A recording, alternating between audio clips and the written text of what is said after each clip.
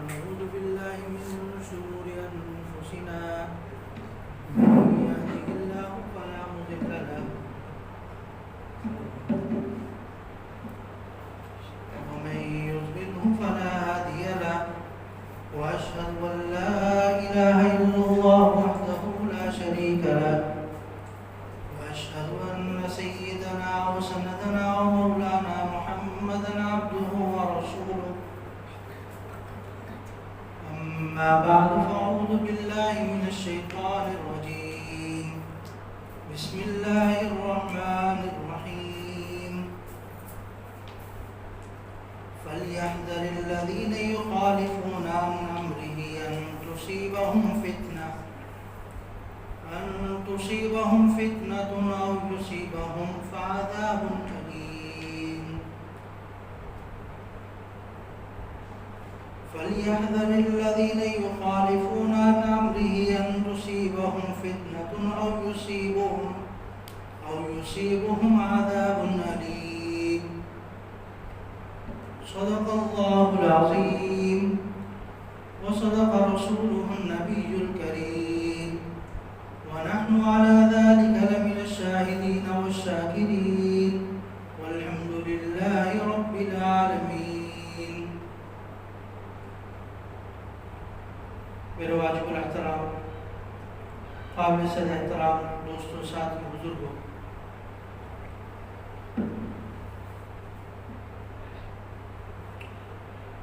نبی اکرم صلی اللہ علیہ وسلم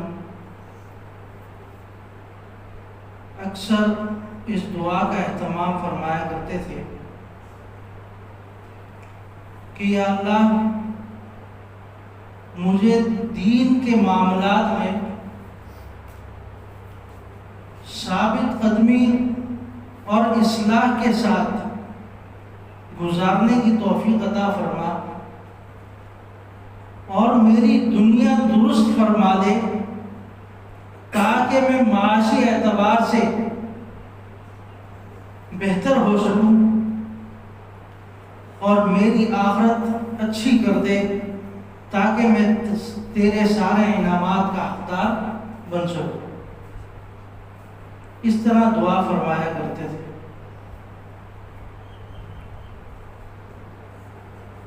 دنیاوی معاملات میں اصلاح کیسے کہ آدمی معاشی اعتبار سے بہتر ہو، جس جگہ کام کر رہا ہے وہاں اس کے لیے ایک حلال رزق کا انتظام ہو، حلال طریقے سے وہ کما رہا ہو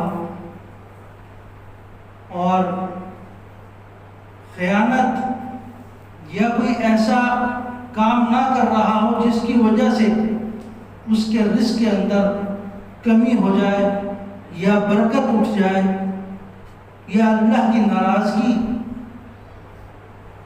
کا وہ موجب بن جائے. اور دینی معاملات کے اندر کس طرح کہ دینی معاملات میں وہ اصلاح کرتا رہے اپنی.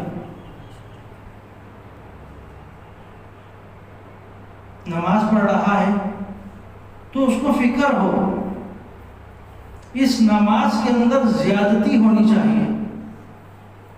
میں 5 وقت نماز کا اہتمام کرتا ہوں تو مجھے میری کوشش ہو کہ میں تہجد کا بھی اہتمام کرنا شروع کر دوں، میں اضافی نوافل کا بھی اہتمام کروں. جتنا اس چیز میں آگے بڑھے گا اتنا ہی اس کا دین مضبوط ہوتا جائے گا، اس پر ثابت قدم رہے گا. آپ علیہ السلام کا ایک فرمان ہے کہ ایک وقت میرے لوگوں پر ایسا بھی آئے گا کہ وہ صبح کے وقت اگر مسلمان ہیں تو شام کو وہ کافر ہو جائیں گے، شام کے وقت اگر مسلمان ہیں تو صبح کافر ہو جائیں گے. یعنی فتنے ان پر اس طریقے سے حاوی ہو جائیں گے کہ ایک شخص صبح تو مسلمان ہوتا ہے لیکن شام کو کافر ہو جائے گا. ان فتنوں کی شکلیں مختلف ہوتی ہیں ہر شخص کے مزاج اور اس کے معاملات کی وجہ سے.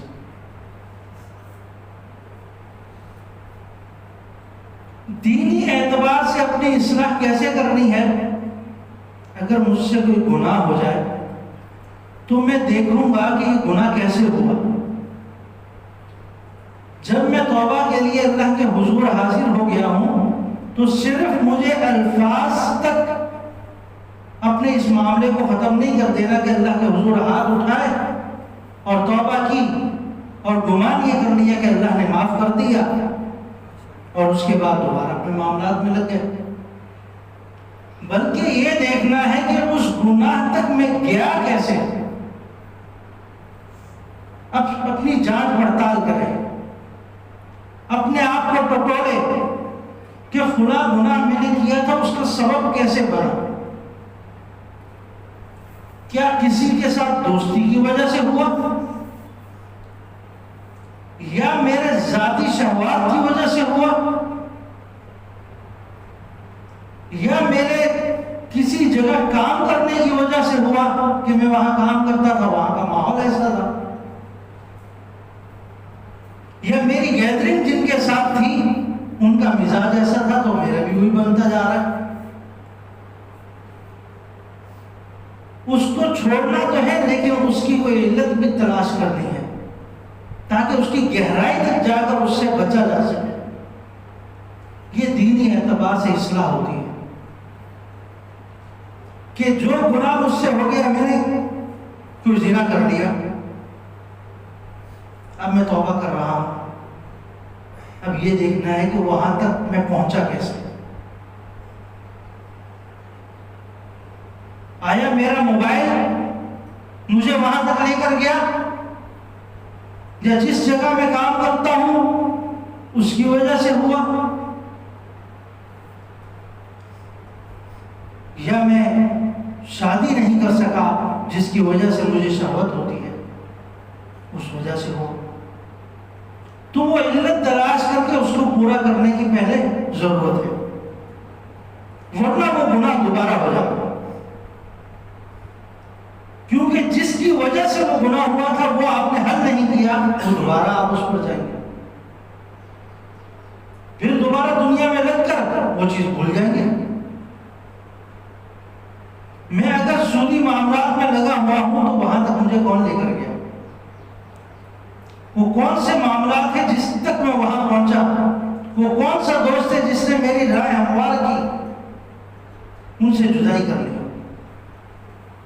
نبی اکرم صلی اللہ علیہ وسلم کی حدیث ہے کہ ہر شخص اپنے دوست کے دین پر ہوتا ہے.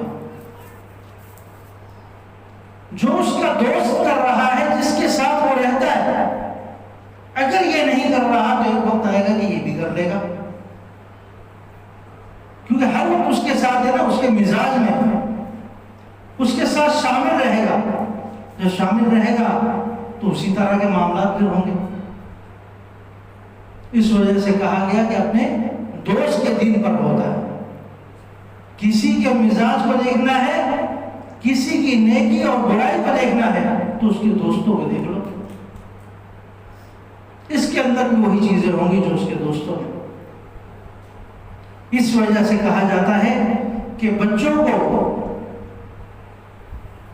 7 سال تک خوب کھلاؤ پلاؤ، کھلاؤ ان کو جتنا کر سکتے، کوئی روک ٹوک نہ کرو.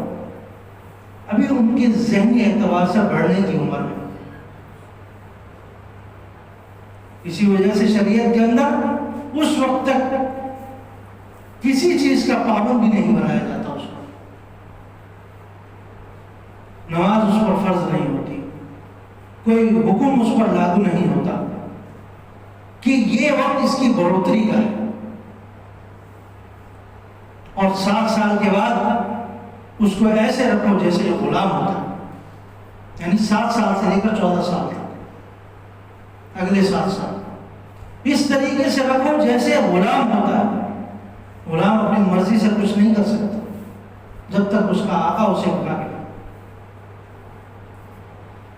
وہ کن کے ساتھ بیٹھتا ہے، کون سا کھیل کھیل رہا ہے، موبائل میں کیا دیکھ رہا ہے، صبح اور شام تک اس کی زندگی کیسے گزر رہی ہے، یہ لمحہ لمحہ آپ کے علم میں ہو،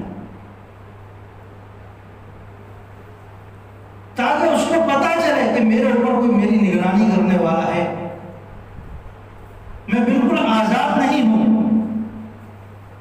اور جب یہ 7 سال اس کے گزرتے ہیں اور اس روش کے ساتھ گزرے، اگلے 7 سالوں میں 14 سے پھر 21 سے اگلے جو 7 سال ہوں گے، اس میں پھر آپ ان سے مشاورت کریں، آپ ان کو اپنے فیصلوں میں شامل کریں، گھر کے معاملات میں ان سے مشورہ لیں، تاکہ اس کی ذہنی اعتبار سے وہ بالکل ہے۔ یہ 7 سال کے جو پیریڈ کرتے ہیں، اس کے اندر پھر بچہ بنتا ہے۔ 7 سال بالکل آزاد اس کو چھوڑ دیں، اور 7 سال کڑی نگرانی اس پر کرنی، اور 7 سال میں اس کو اپنے مشوروں میں شامل کرنا، پھر وہ بچہ بن کر نکلتا ہے۔ اسی طریقے سے نبی کریم صلی اللہ علیہ وسلم نے فرمایا کہ دنیاوی معاملات میں اور دینی معاملات میں اپنے آپ کو پرکھا کرو۔ دینی اعتبار سے کیسے؟ کہ میں کسی فتنے میں تو نہیں پڑھ رہا، کہ میں کسی فتنے میں پڑھوں گا تو اس وقت پھر دین پر ثابت قدم رہنا میرے لیے مشکل ہو جائے۔ آج کئی مسلمان اپنے آپ کو کہتے ہیں، لیکن وہ قبروں کے پجاری ہو کر رہ چکے ہوتے،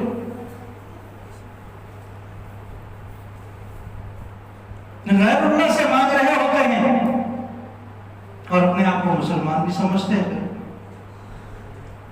یہی وہ لوگ ہیں جو صبح میں کافر ہوتے ہیں اور شام میں، صبح میں مسلمان ہوتے ہیں، شام میں کافر ہو جاتے ہیں، یہ شام میں کافر ہوتے ہیں، صبح مسلمان۔ ایک وقت میں مسلمان ہوں گے، دوسرے وقت میں کافر ہو جائیں گے، اور بعض دفعہ ان کی زندگی ایسے ہی گزرتی چلی جاتی ہے اور ان کو پتہ بھی نہیں چلتا کہ وقت گزر گیا۔ فَلْيَحْذَرِ الَّذِينَ يُخَالِفُونَ عَنْ أَمْرِهِ أَن تُصِيبَهُمْ فِتْنَةٌ۔ اگر تم اللہ سے ڈرتے ہو تو یہ دیکھو کہ تم کسی فتنے میں نہ پڑ جاؤ، ورنہ اللہ کا عذاب، اگر تم گناہ کرو گے اور کسی فتنے میں پڑو گے تو اللہ تعالیٰ تمہیں عذاب میں مبتلا کر دے گا۔ ڈرتے رہو اللہ کی مخالفت کرنے سے، اللہ کی نافرمانی کرنے سے ڈرتے رہو، ورنہ اللہ رب العزت کسی فتنے میں مبتلا کر دیں گے، کسی عذاب میں مبتلا کر دیں گے۔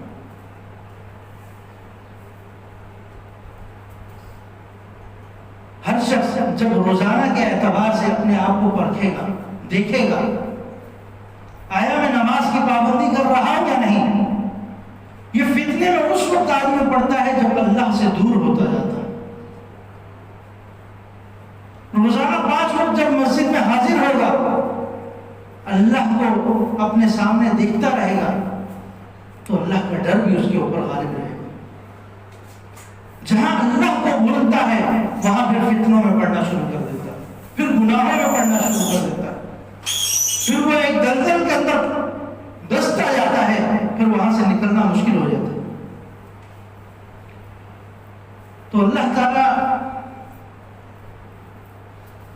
سے نبی اکرم صلی اللہ علیہ وسلم اسی طرح دعا کرتے رہتے تھے، یا اللہ مجھے دین پر ثابت قدمی عطا فرما،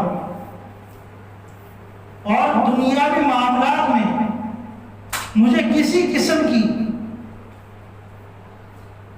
معاشی اعتبار سے پریشانی نہ ہو، اس میں مجھے سرخرو فرما، اور آخرت میں میرے لیے اجر و انعام کا جو انعامات تم نے رکھے ہیں اس میں مجھے حقدار فرما۔ یہ دعائیں کر کر کے ہمیں بتلایا کہ آپ لوگوں نے ایسی دعائیں کرنی، آپ لوگوں نے اپنا مزاج اس طرح کا بنانا ہے۔ کیوں میری امت میں آنے والے لوگوں میں فتنے اس طرح پڑیں گے کہ جیسے تسبیح ٹوٹ جائے تو اس کے دانے بکھر جاتے ہیں، ایک اندھیری رات کی طرح وہ اپنا ایک سفر پورا کر رہے ہوں گے۔ صبح میں مسلمان ہیں تو شام میں کافر ہو جائیں گے، ایسے حالات آئیں گے اور ان کو علم تک نہیں ہوگا کہ میں کافر ہو چکا ہوں۔ میں نے چند مثالیں آپ کو دی، کبیر بنے ہوئے لیکن کوئی نماز نہیں پڑھتے. نام بڑا ہے، ہم بخشے بخشا ہے. کیا نبی اکرم صلی اللہ علیہ وسلم سے بڑھ کر بھی کوئی بخشا بخشایا ہو سکتا؟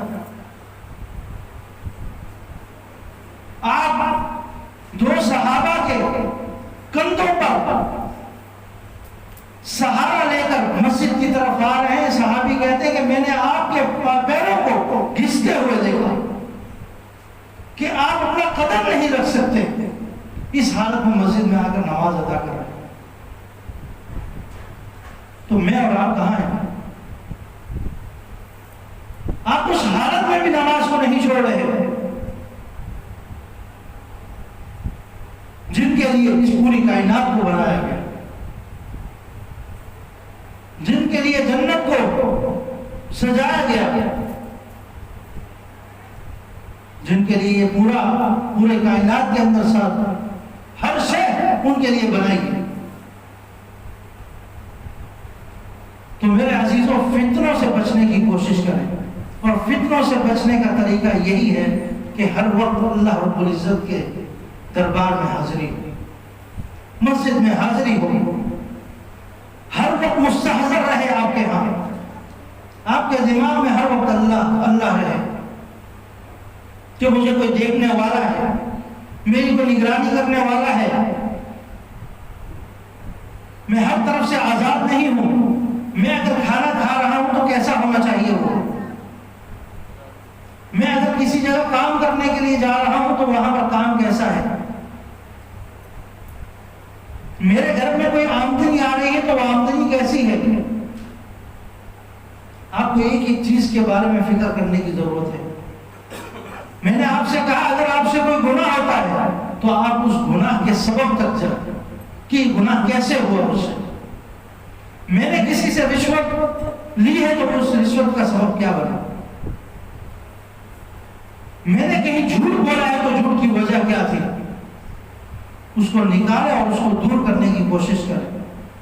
اس سے آپ کے اندر ایک کیفیت پیدا ہوگی جس سے آپ گناہوں سے بچنا شروع کریں گے. آج ہمارے ہاں کیا ہوتا ہے، گناہ کرتے جاتے ہیں اور دوسری طرف سے توبہ کرتے جاتے ہیں. یہ نہیں دیکھتے کہ وہ سبب کیا بنا، وہ دوبارہ ہو جاتا پھر وہ گناہ. تو یقین تو یہ چیز ذہن میں رکھیں کہ دعا بھی اس وقت تک قبول نہیں ہوتی جب تک آپ ایک مصمم ارادے کے ساتھ دعا نہیں کر لیتے کہ میرے سے دوبارہ یہ گناہ نہیں ہوگا. میں نے ہر ممکن اپنی کوشش کی ہے کہ میں اس گناہ سے بچوں.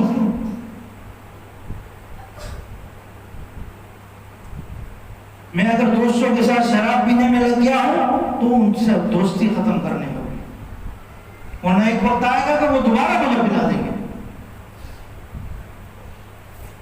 کسی دوست کی وجہ سے میں حرام کام میں لگ گیا ہوں تو وہاں سے دوستی ختم کر کے مجھے آنا ہو. آج یہ دوستی ختم کریں گے تو بروز قیامت اللہ رب العزت کے ہاں انعام کے حقدار ہوں. دین قربانیاں مانگتا ہے. دین آپ کے اندر ایک ایسے درخت کو اگایا جاتا ہے کہ جو طوفان وغیرہ کا مقابلہ کر سکے، جو تیز آندھیوں کا مقابلہ کر سکے. ایسے نہیں کہ جہاں کی ہوا ہو اس طرف منہ کر کے چل پڑے. تو اللہ رب العزت سے دعا ہے کہ اللہ تعالیٰ ہمیں اپنے ارد گرد کے جو فتنے ہیں، اچھا یہ فتنے کوئی ضروری نہیں ہے کہ کوئی بڑی شکل میں ہے. بعض دفعہ آپ کے اپنے بچوں کی شکل میں بھی آپ کے سامنے آ جائے، آپ کی اپنی بیوی کی شکل میں بھی سامنے آ جائے. لیکن جو انتہائی قریب ہے، قرآن پاک میں یہی ارشاد کیا گیا تمہاری ماں، تمہارے بچے اور یہ مال تمہارے لیے کیا فتنہ ہے. آج انہی بچوں کی وجہ سے آدمی حرام بھی کماتا ہے، انہی بچوں کی وجہ سے غلط جگہوں میں بھی جاتا ہے جہاں سے مجھے زیادہ آمدنی آ جائے. کیوں؟ ان کی محبت میں کر رہا ہوتا. تو اس طرح یہ بچے بھی آپ کے لیے فتنہ ہوں.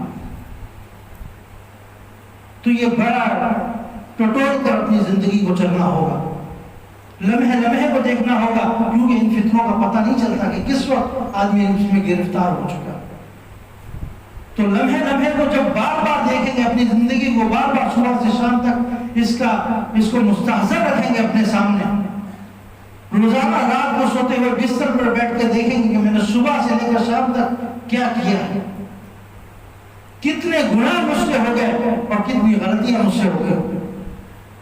جب اپنے دماغ میں اس کو مستحضر رکھیں گے، پھر ان سے بچنے کی کوشش ہوگی۔ میرا اللہ مجھے کیا کہتا ہے اور میں کیا کر رہا ہوں، مجھے حکم کیا تھا اور میں کس طرف جا رہا ہوں، میرے اللہ کی خواہش کیا ہے اور میں کس طرف جا رہا ہوں۔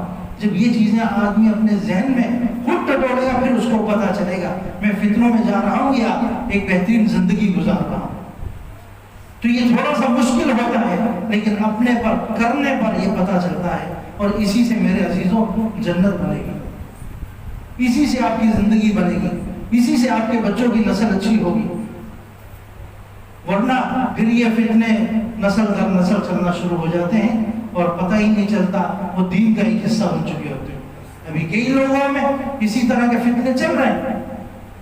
میرے والد یہ کرتے تھے، ان سے پوچھے تو ان کے والد یہ کرتے تھے، اسے نہیں معلوم کہ یہ دین کا حصہ ہے، نہیں کرتے آ رہے ہو عمل۔